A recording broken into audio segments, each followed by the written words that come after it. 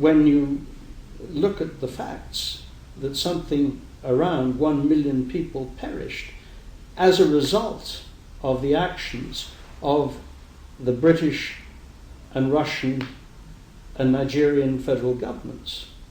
I don't know what one does call it, but it was pretty close to genocide. It was the first of the genocidal wars that a great power got as close to as Britain got to the war in Biafra. And that was totally wrong. And that was wrong.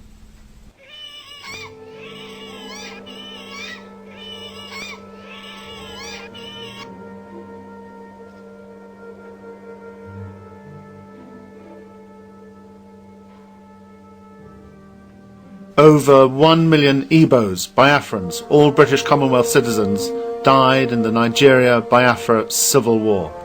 Today, more than 30 years later, questions remain. Was it genocide? Was it backed by the British government, willingly or unwillingly?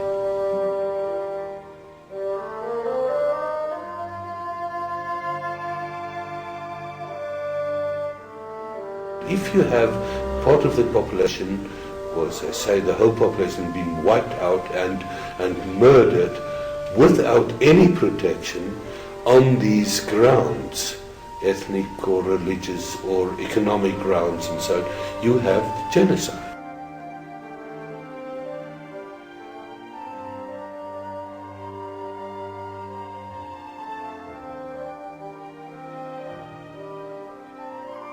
The Nigeria-Biafra civil war was also the first media famine. For the first time we saw starving children in newspapers, in magazines and on television. Well, it was very much the sort of headline news in the papers here for a long time, and opinion was greatly divided as between those who felt that that the Igbos had a case and that Nigeria was badly governed and that it was time that something happened and that the Igbos were good people who deserved to be, and others who felt that Nigeria should remain as it was and the boundaries should remain, and if you fiddled about with the boundaries you were going to be in real difficulty, and it was a very bad precedent for other parts of Africa. Nigeria, the richest and most populous nation in Africa.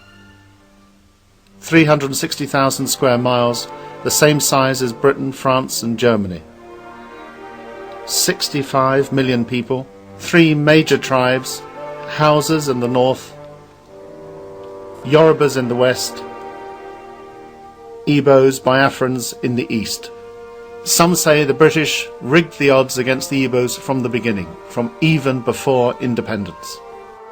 Of course, we also knew that the elections by 1960 had been rigged. Everybody in the know knew that we had our boys in the north, our puppets, we'd put them in power. They hadn't won at all.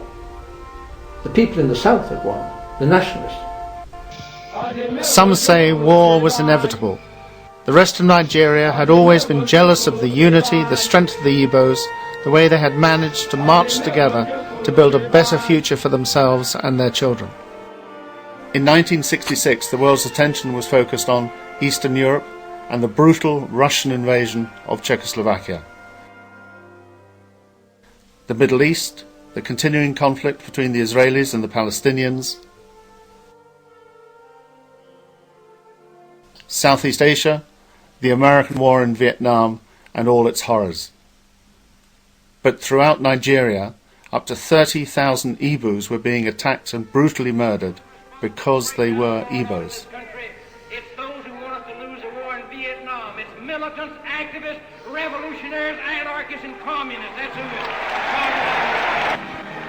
is. To the international community, it was just another African conflict. They didn't want to get involved. It was no concern of theirs. They looked the other way. They had other things on their plate. I would say that there is a difference between when a man belonging to a rich country dies and when a man belonging to a poor country dies. Not necessarily black men, because you can have the same problem somewhere in Asia. No, I believe that the United Nations, the international community, is still dominated by a very Europocentric attitude. Tuesday, May 30, 1967. Enough was enough. The Igbos, alone, isolated, ignored, declared their independence. Their leader was Lieutenant Colonel Ojukwu. The supreme commander and head of the military regime in Nigeria was Lieutenant Colonel Gowan. Both men had been educated and trained in Britain. The war that followed was one of the longest, bloodiest and most disastrously fought civil wars in history. In just 3 years they used more small arms ammunition than was used by British forces during the whole of the Second World War. The casualties were horrifying.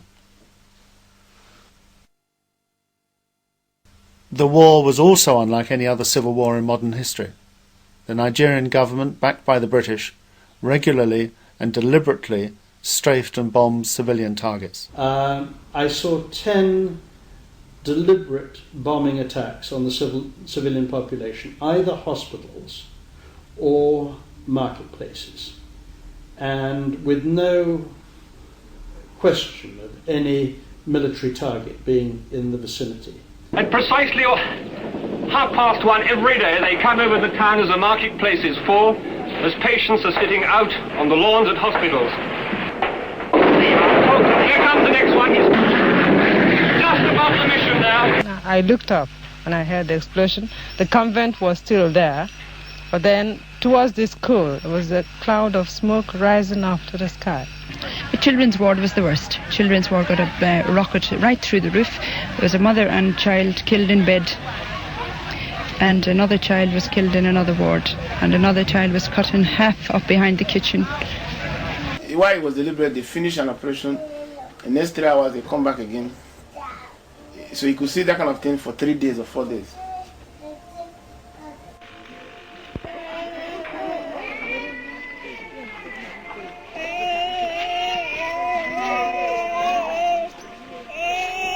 Even more horrifying, the Nigerian government deliberately used famine as a weapon of war. The name Harold Wilson became a curse. Starvation was known as the Harold Wilson syndrome.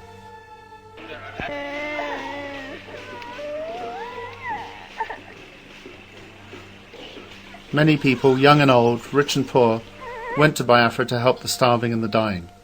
One of the youngest, the most famous, the most glamorous was Princess Cecile de Bourbon-Parma, sister to one of the pretenders to the Spanish throne. She told a committee of the US Senate what she saw. On the committee was Senator Edward Kennedy.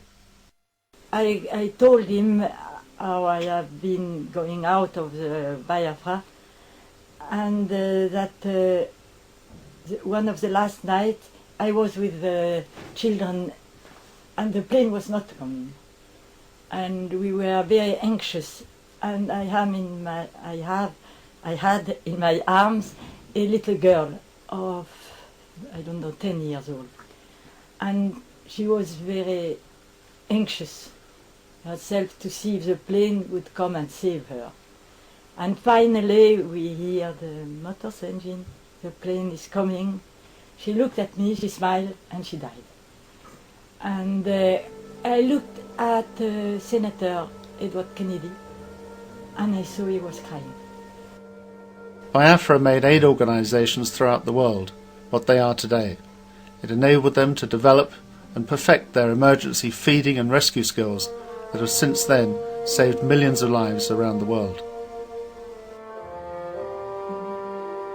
It was the school of humanitarian action, Biafra, so I think it was the beginning of a new concept of wars and of the relation between humanitarian personnel, armies and the media.